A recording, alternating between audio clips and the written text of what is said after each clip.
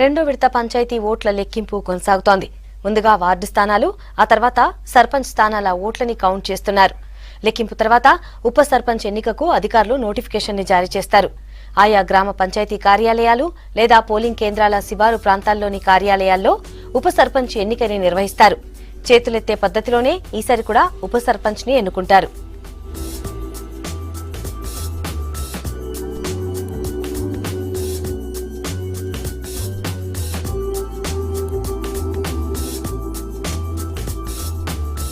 రెండో విడత పంచాయతీ ఫలితాలు ఒక్కొక్కటిగా వెలువడుతున్నాయి.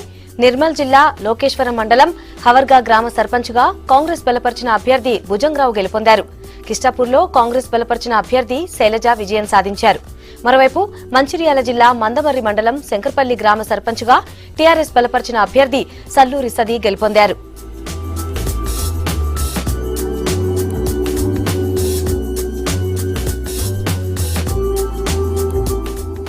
రెండో విడత పంచాయతీ ఫలితాలకు సంబంధించి మరిన్ని వివరాలు మెదక్ జిల్లా స్టేషన్ మాసాయిపేట నుంచి మా ప్రతినిధి బుచ్చన్న అందిస్తారు.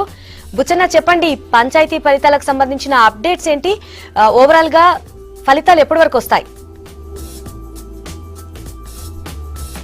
సుమలత, ఇవాళ పొద్దుటి నుంచి నేను మెదక్ జిల్లాలో తిరుగుతున్నా. 7 గంటలకు పోలింగ్ ప్రారంభమైంది. చిన్న చిన్న గ్రామ పంచాయతీలు 1000 ఓట్ల లోపున్న గ్రామ పంచాయతీల ఫలితాలు వెలువడుతున్నాయి. ఇందులో ఇండిపెండెంట్గా పోటీ చేసిన వాళ్ళు ఉన్నారు, పార్టీలు బలపరిచిన వాళ్ళు ఉన్నారు, వార్డులు 5, 6 ఉన్నారు, కొన్ని వార్డులు ఏకగ్రీవమైనవి. వార్డులు ఏకగ్రీవమైన దగ్గర 3.5 రకాల ఫలితం వచ్చేసింది. 500 ఓట్లున్న గ్రామ పంచాయతీలు, చిన్న చిన్న గ్రామ పంచాయతీలు తండాలలో 3:30, 4 గంటల కల్లా తుది ఫలితం వచ్చేసింది. ర్యాలీలు కూడా జరుగుతున్నాయి. 1000 ఓట్ల నుంచి 2000, 2500 ఉన్న గ్రామ పంచాయతీలలో ఇంకా కౌంటింగ్ కొనసాగుతుంది. బహుశా 5:30, 6 గంటల కల్లా రావచ్చు. కొన్ని గ్రామ పంచాయతీల్లో కొంత నిదానంగా కొనసాగుతున్నది. సాయంత్రం 6, 6:30 కల్లా రెండో విడత పంచాయతీ ఎన్నికల్లో గెలిచింది ఎవరు, ఓడింది ఎవరు అనే విషయం పైన క్లారిటీ వస్తుంది. ఇప్పటికైతే మెదక్ జిల్లాలో చిన్న చిన్న గ్రామ పంచాయతీల ఫలితాలు దాదాపు వెలువడినట్లే. ప్రధానంగా నేను తిరిగిన వాటిల్లో ఎక్కువ గ్రామ పంచాయతీలు ఈసారి కొత్తగా సర్పంచులైన వాళ్ళు, కొత్తగా గ్రామ అదృష్టాన్ని వాళ్ళు పరీక్షించుకుంటున్న వాళ్ళే ఎక్కువ ఉన్నారు. నేను తిరిగి వచ్చిన తండాలు, గ్రామ పంచాయతీలు శివంపేట మండలం, వెల్దుర్తి మండలం, ఈ రెండు మండలాలు ప్రధానంగా నేను ఎక్కువ తిరిగినాయి. వీటిలలో చిన్న గ్రామ పంచాయతీలే ఎక్కువ ఉన్నాయి. చదువుకున్న వాళ్ళు ఎక్కువ మంది ఓటింగ్ లో పాల్గొన్నారు. మొత్తము ఓటింగ్ లో పోలింగ్ మొదలైనప్పటి నుంచి 1 గంటకు పోలింగ్ ముగిసింది. 2 గంటలకు కౌంటింగ్ ప్రారంభమైంది. అప్పటి నుంచి క్రికెట్ మ్యాచ్ చూసినట్లే జనాలు పోలింగ్ కేంద్రాల దగ్గర, ఇండ్ల దగ్గర. ఈ టైంకి అయితే కనుక గ్రామీణ ప్రాంతాల్లో కూడా టీవీ సీరియల్ చూసుకుంటూ కూర్చుంటారు. టీవీ సీరియల్, సినిమాలను పక్కనేసి వాళ్ళంతా పోలింగ్ కేంద్రాల దగ్గరనే ఉన్నారు, గుంపులు. నేను ఇవాళ దగ్గర ఒక 150 కిలోమీటర్లు తిరిగి ఉంటా. హైదరాబాద్ నుంచి ఇక్కడికి వచ్చే వరకల్లా ఇలా తిరిగింది మొత్తం 200 కిలోమీటర్లు. ఈ 200 కిలోమీటర్లు 150 కిలోమీటర్లు గ్రామీణ ప్రాంతాలను తిరిగాను. పొద్దున నేను వచ్చిన 6 గంటలు మొదలుకుంటే కనుక ఇప్పటికీ రోడ్ల మీద గుంపులుగా జనాలు కూర్చొనే ఉన్నారు. ఎవరు గెలుస్తారు, ఎవరు ఓడిపోతారు. ఇంతకు ముందు పోయినసారి ఎలక్షన్లో నేను చూసినా కానీ ఇంత ఉత్సాహంగా లేదు, కనుక ఇంత అది కనబడలేదు. ఈసారి ఎందుకో ఒక పార్టీకి 2, 3 పోటీ చేసినా సరే, కానీ గెలుస్తున్న అభ్యర్థి ఎవరు, ఏ వార్డు మెంబర్ గెలుస్తున్నారు, ఎవరు ఓడిపోతున్నారు, ఎవరికి ఎన్ని ఓట్లు వచ్చినాయి, సెల్ ఫోన్లు వచ్చిన తర్వాత ఆ నిమిషాల లోపల బంధువులకు, ఊళ్ళున్న వారికి, పక్క ఊరి వారికి వెంటనే సమాచారం చేరవేసుకుంటున్నారు. ఉదాహరణ, నేను స్టేషన్ మాసాయిపేట గ్రామంలో ఉన్నా. ఈ స్టేషన్ మాసాయిపేట గ్రామంలో 99% మంది చదువుకున్న వాళ్ళు, చిన్నదో పెద్దదో ప్రైవేట్లోనో ఉద్యోగం చేస్తున్న వాళ్ళు, మిగతా వాళ్ళంతా వ్యవసాయ రంగంలో ఉన్నవాళ్ళు. ఇది తొలి గ్రామ పంచాయతీ. ఇక్కడ పోటీ చేసిన వాళ్ళు కూడా చదువుకున్న వాళ్ళే, బలపరిచిన వాళ్ళు, ప్రచారం చేసిన వాళ్ళు అందరూ చదువుకున్న వాళ్ళే. అంతో ఇంతో అక్షర జ్ఞానం లేకుండా ఈ ఊళ్ళో ఎవరూ లేరు. ఈ ఊరు ఇంతకు ముందే, ఈ ఊరికి ఇప్పుడే వచ్చిన నేను, కొద్ది నిమిషాల కింద ఈ ఊరి ఫలితం కూడా వచ్చింది. తొలిసారిగా ఎన్నికలు జరిగినాయి. తొలి గ్రామ పంచాయతీ సర్పంచ్ ఈ గ్రామంలో గెలుచుకున్నారు. ఇక్కడ బలపరిచిన వాళ్ళ అభ్యర్థిని, ఆయనంటే తిరిగిన వాళ్ళు, ప్రచారం చేసిన వాళ్ళు, వాళ్ళ సంబంధికులు, మద్దతుదారులు అందరు ఇక్కడ ఉన్నారు. వాళ్ళతో మనం మాట్లాడదాం. సార్, ఏం పేరు?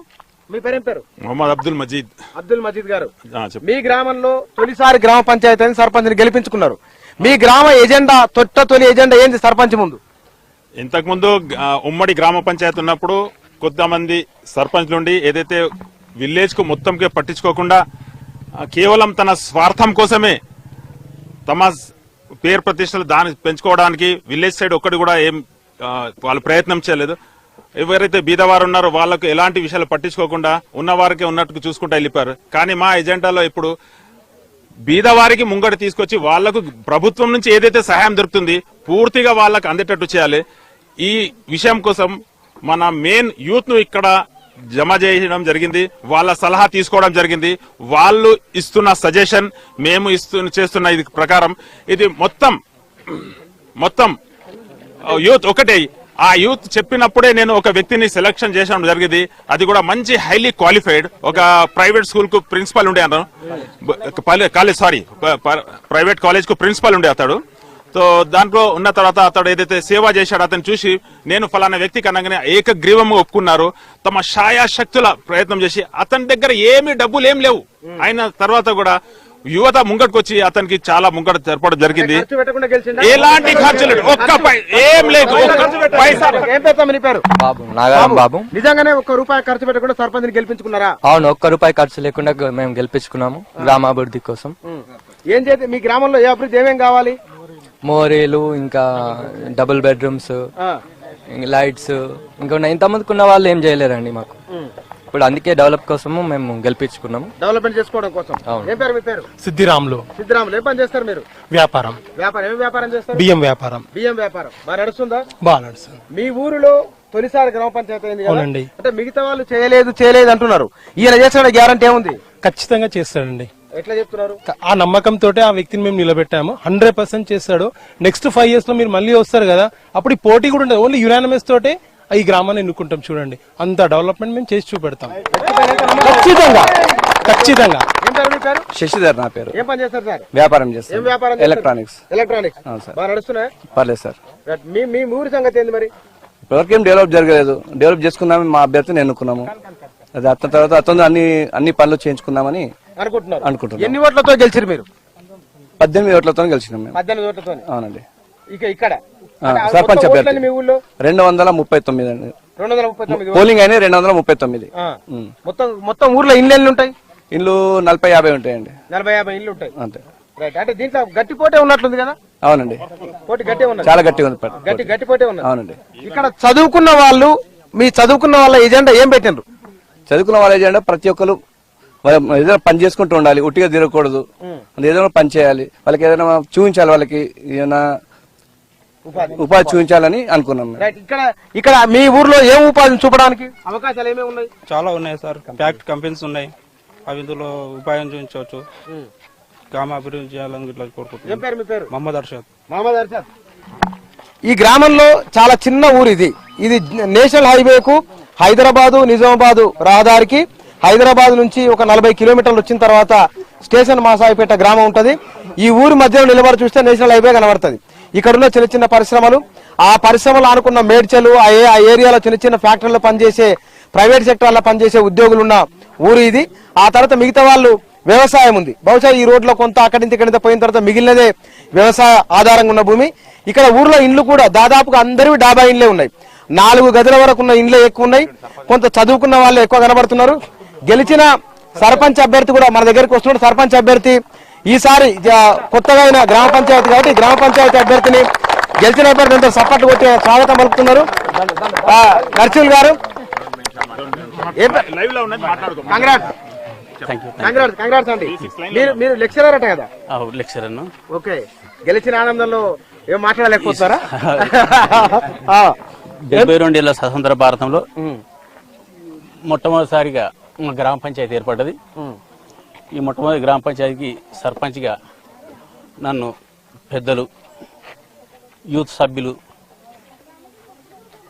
అన్నలు, అక్కలు, చెల్లెళ్ళు, తమ్ముళ్ళు అందరూ ప్రేమపూర్వకంగా నన్ను ఆరాధించి దగ్గర తీసుకొని ఓట్లేసి గెలిపించేందుకు అందరికీ సభాముఖంగా ధన్యవాదాలు తెలియజేసుకుంటున్నా. ఇక్కడ దాకొచ్చి మీరు శ్రమించి కదాకొచ్చి మా అభిప్రాయాన్ని అడిగి తెలుసుకున్నందుకు V6 వారికి కూడా మా గ్రామ ప్రజల అందరి తరఫున ధన్యవాదాలు, శుభాకాంక్షలు తెలియజేస్తున్నా. మీరు సర్పంచ్ గెలిచిన తర్వాత మీ గ్రామంలో తొలిసారిగా మీరు ఏం చేద్దాం అనుకుంటారు? మీ ఊరికి డ్రైనేజ్ సిస్టమ్ కొంచెం ఇబ్బందిగా ఉంది, డ్రైనేజ్ సిస్టమ్ క్లియర్ చేస్తాం. అంతేకాకుండా వీధి దీపాలు, సీసీ రోడ్లు, నీటి సరఫరా, ఇలాంటివన్నీ చేద్దామని చేద్దామని కంప్లీట్ గా పూర్తి 1 year లోపలనే ఇది కూడా ఏడాది లోపల టార్గెట్. 7 లోపలనే కంప్లీట్ గా మా పెద్దల సహకారంతో ఖచ్చితంగా కంప్లీట్ చేస్తామని అనుకుంటున్నాను. మీరు ఏ సబ్జెక్ట్ లెక్చరర్? నేను ఎకనామిక్ సబ్జెక్ట్ లెక్చర్. ఉద్యోగం వదులుకొని వచ్చారు. నేను ప్రైవేట్ కార్య లెక్చరర్ను. మా యూత్ సభ్యులు మా అన్నలు అందరూ ఖచ్చితంగా ఉండాలని ఈ అభివృద్ధికి ముందుకొస్తాడనే ఉద్దేశంతో వాళ్ళు తీసుకొచ్చిన దానికి ఆ ప్రతిఫలం ఖచ్చితంగా చూపెడతా అని V6 వారికి నా పేరు నరసింహులు. ఇందులో ముఖ్యంగా మజిదన్న అనేటువంటి పెద్దన్న పాత్ర పోషించిండు. ఆయన దర్శకుడు ఆయన్నే, నిర్మాత కూడా ఆయన్నే. కంగ్రాట్స్. ఇది స్టేషన్ మాసాయిపేట గెలిచిన అభ్యర్థి, ఉన్నత విద్యావంతుడు. ఈ గ్రామానికి ఏదో చేయాలని చేస్తున్నది ప్రైవేట్ ఉద్యోగం అయినా సరే ఆ ఉద్యోగాన్ని వదిలేసుకొని గ్రామం కోసం వచ్చాడు. గ్రామస్తుడు ఆయనను ఆదరించి ఓట్లేసి గెలిపించిండ్రు. ఇది రెండో విడత పంచాయతీ ఎన్నికల్లో ఫలితాల తీరు. Thank you.